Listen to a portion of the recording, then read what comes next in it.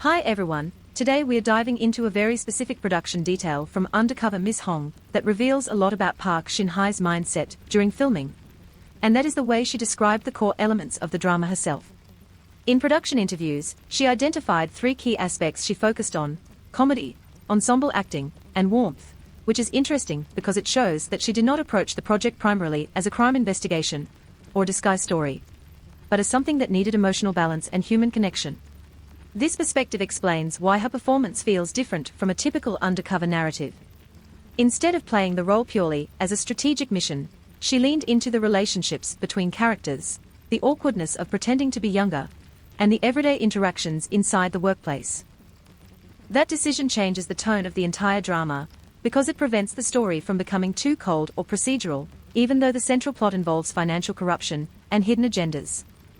Another interesting detail from the same production context is her statement about pressure.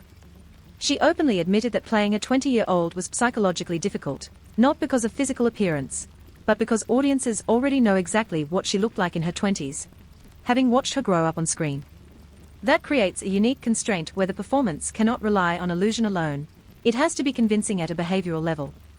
This kind of pressure is rarely discussed in acting analysis, but it matters a lot for someone like Park Shin Hye. Most actors reinvent themselves over time without carrying a fully documented visual history from childhood to adulthood, but in her case, every attempt to portray youth is automatically compared to her real past. That makes the success of the undercover concept less about makeup or styling and more about how she adjusts voice, posture, timing, and social reactions. So when we look at Undercover Miss Hong through this lens, it becomes more than just a genre experiment. It becomes a study of how an actress with a long public history can still manipulate perception on screen, and that raises an interesting question: does having such a visible past limit transformation?